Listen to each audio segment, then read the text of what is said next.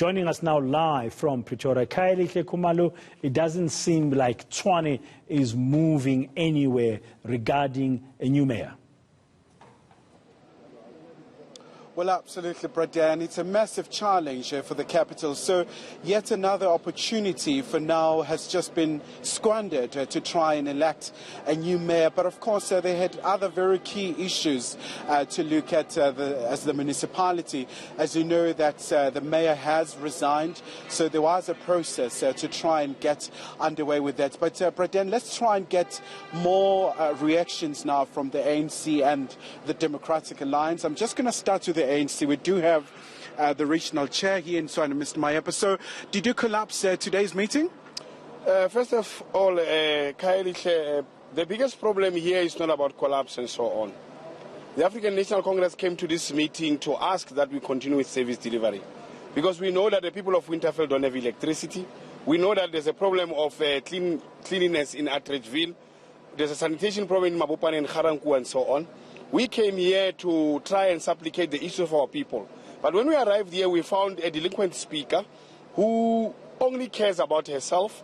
We have seen now here in my hands, I have documents that show the Democratic Alliance and the speaker taking the MEC to court on a matter that the MEC has expressed a view, because Section 57 of the Code of Conduct allows the MEC to decide whether the speaker is there must be an investigator or not. The MEC appointed a SC, Makula, and now we see that the Democratic Alliance, when we arrive here this morning, they bring court papers.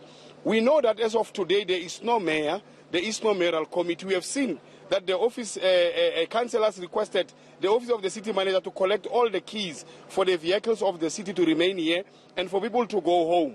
Because if the DA will somehow, or any of its MMC, abuse the resources of council, will be against council policy. Because there's no longer a council here. The DA itself, they have asked their own mayor to resign. We did not push Mukhalapa. We had only a motion, but he has resigned, and then all the mayoral committee members have resigned. So actually in this city, there is nobody running this city. It's only the city manager. The ANC is worried about the situation.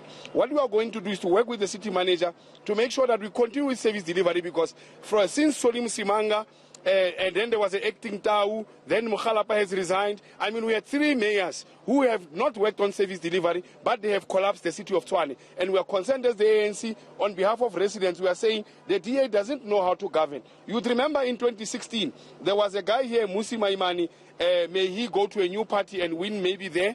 And then there was also Solim Simanga with 3-piece suits going around saying that where the DA governs, they are clean. We have seen that this Mali, they failed in Tshwane. The DA, where they govern, it's a horror movie.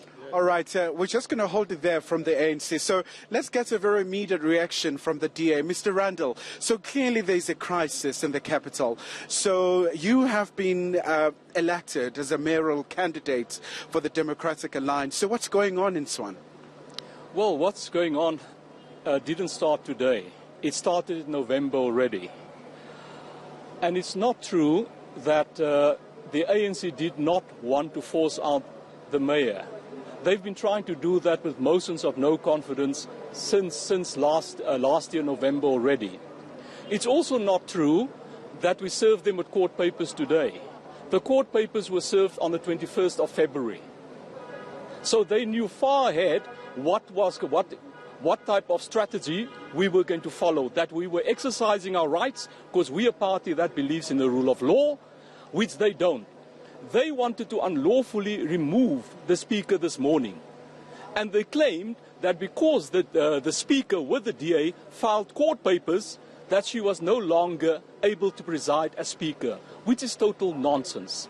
The ANC further states that they are willing to work with the city manager, which is blatantly false, because they know that one of the reports that had to serve today, an important report that had to serve today, was to extend the tenure of the acting city manager, which is ending tomorrow. So after tomorrow, the city will be totally rudderless. Do you have what it takes to fix the city? Of course we do. Of course we do. If these two parties start acting lawfully and not try and make the city dysfunctional, which is what they've been doing since November. So imagine, Monday morning when residents wake up, no executive authority, no mayor, no members of the mayoral committee, no city manager in place. The city is going to come to a halt.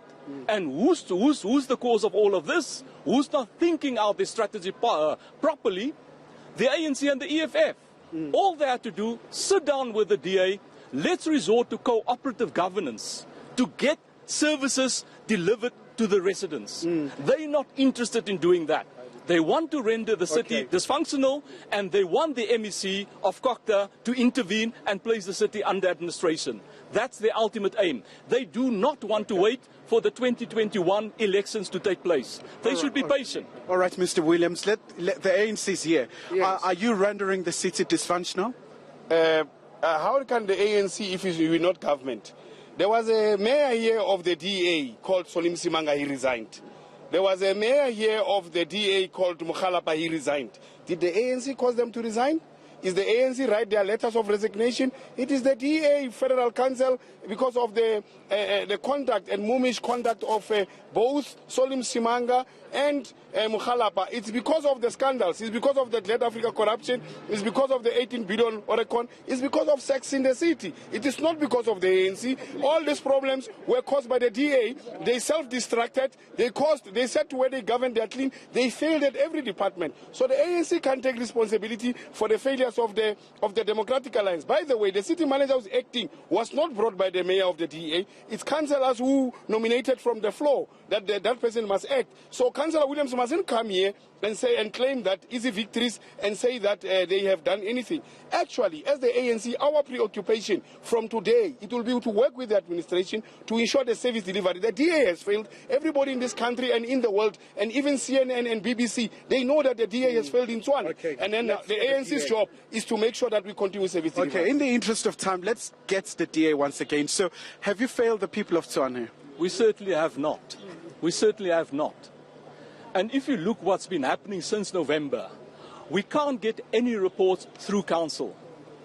Today, we had to cover 50 reports, including a number of very important reports, the adjustments budget.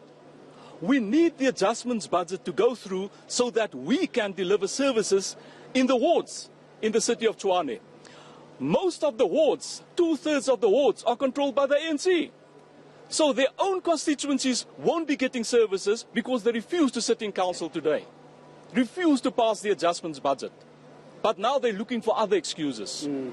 All right. And just briefly say, what about service delivery? Because obviously the citizens of the capital will bear the brunt of lack of service delivery. Already you have areas like Hammanskraal and many other areas where the water issues are really just crippling service delivery. So how do you try and tackle that? Kailisha, this city has been on autopilot the whole time.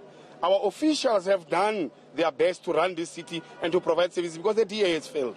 That's why I have said, and I will repeat it again, the preoccupation of the ANC now moving forward is not to talk about the DA because the DA is meaningless in the city of Tshwane. I mean, the DA means nothing in the city of Tshwane. There's workers we must respond to. There are people who must get their salaries. There are workers who also want to assist that we resolve the problem because 68 wards that is talking about 2/3, they are not servicing. People in the townships, they are living in veritable hell because of the DA. The DA is doing absolutely nothing in all the townships. And the ANC will ensure that from today, moving forward, we go back and give services. The Atteridgeville is the dirtiest township in South Africa, and it was the best one when the ANC was government. All right, sir, thank you so much for that. Let's also get a rep from the DA. So, sir, how do we try? It's a calamity in essence. It's actually worrying that the ANC is not in power in the city of Tshwane. And Council Mahepa puts forward that they now, the administration, that they will make sure services will be delivered in the city of Tshwane. They're not in power. They haven't won an election. Okay. So the only thing they're causing is for the city to be dysfunctional. And today, we need to sit down to sort out this mess. And it's a mess created by the opposition. All right, councillors, thank you so much for your time. Due to time constraints, I'm afraid we have to throw it back to Hyde Park. So the capital is traditionally hot.